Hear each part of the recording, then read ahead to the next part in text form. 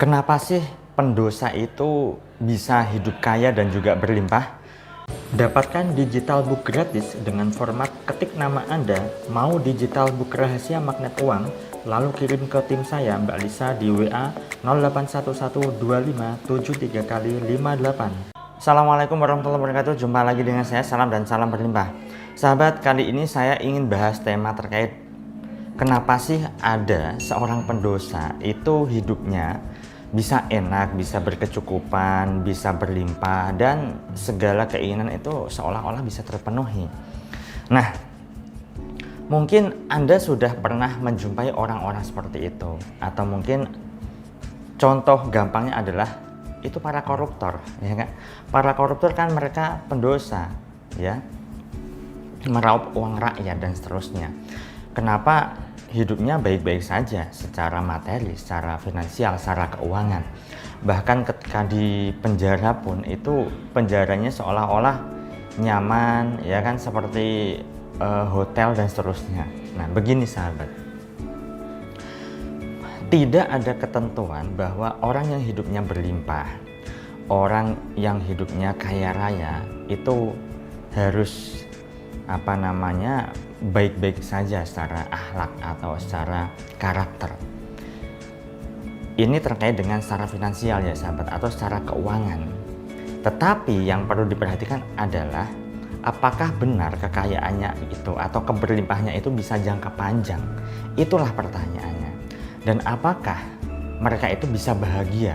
Itu juga pertanyaannya. Jika Anda merasa bahwa saya jadi orang yang tidak baik sajalah, yang penting saya bisa hidup enak, bisa berlimpah, bisa kaya raya.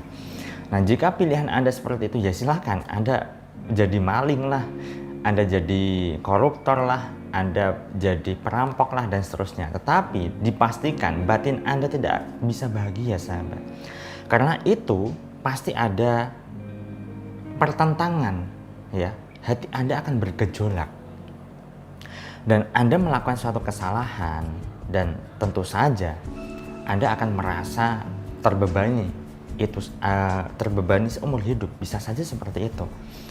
Nah, namun di sisi lain bisa saja orang yang Anda anggap sebagai pendosa, dia melakukan berbagai macam amalan ataupun melakukan kebaikan-kebaikan di masa lalu, atau mungkin mereka itu atau orang-orang yang Anda anggap pendosa itu, mereka punya kebaikan-kebaikan yang tidak Anda tahu.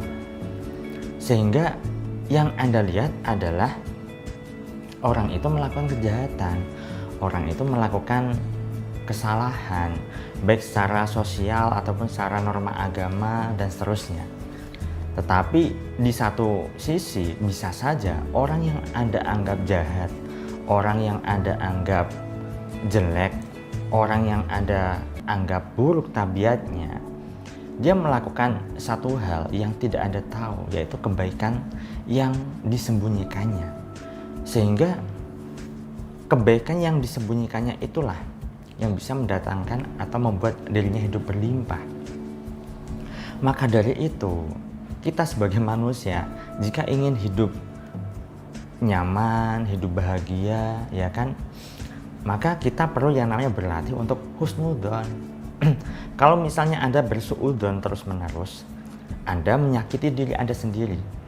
Otomatis ketika Anda berburuk sangka, maka ada rasa ketidaknyamanan dalam diri Anda, ya kan? Belum lagi atensi Anda pada keburukan. Kalau atensi Anda pada keburukan, hal-hal jelek, maka itu akan kembali pada diri Anda sendiri.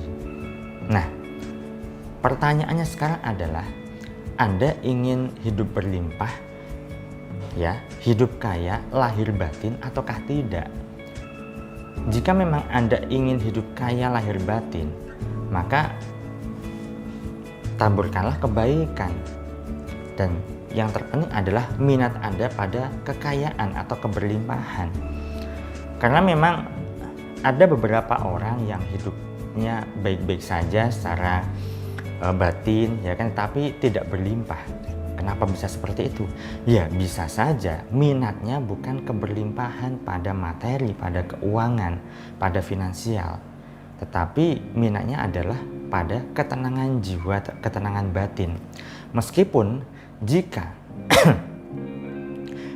kalau diatensikan pada keberlimpahan, maka hidupnya bisa berlimpah. Tetapi orang tersebut tidak minat pada keberlimpahan, tidak minat pada kekayaan.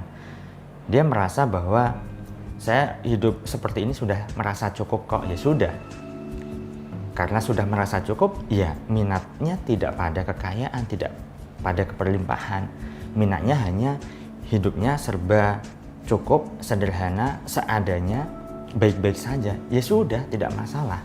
Karena setiap orang itu minatnya beda-beda. Beda lagi kalau misalnya orang yang hidupnya berlimpah, orang yang hidupnya kaya, kalau minatnya pada kekayaan, entah dia sebagai seorang pendosa ataukah tidak, ya hidupnya akan berlimpah. Dia akan melakukan berbagai macam cara, entah itu cara yang baik ataukah cara yang tidak baik, untuk bisa hidup berlimpah dan lebih berkecukupan dan kaya raya.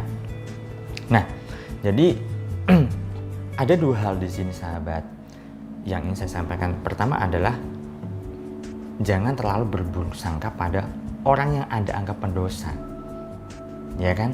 Bisa saja di situ ada kebaikan yang tidak kita tahu yang dilakukannya. Sehingga kebaikan-kebaikan itulah, dan dia berminat pada kekayaan atau keberlimpahan, kebaikannya bisa mendatangkan keberlimpahan, bisa mendatangkan kemudahan rezeki, bisa mendatangkan kekayaan dalam hidupnya.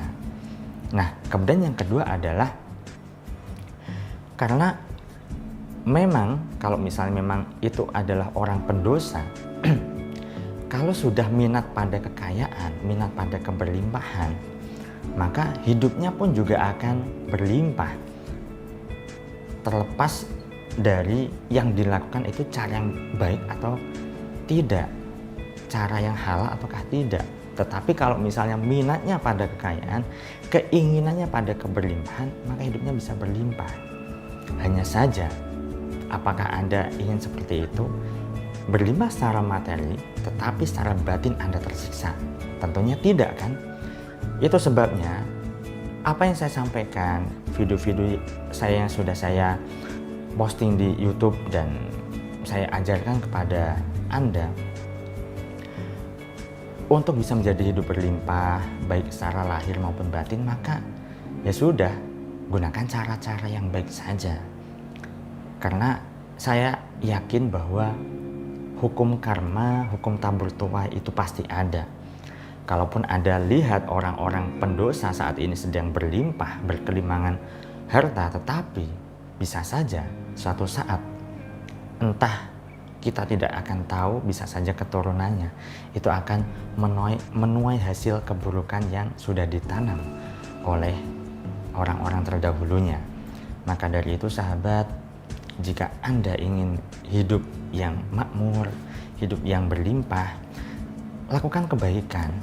Kalaupun selama hidup Anda tidak menuai hasilnya, maka anak keturunan Anda yang akan menuai hasilnya sahabat.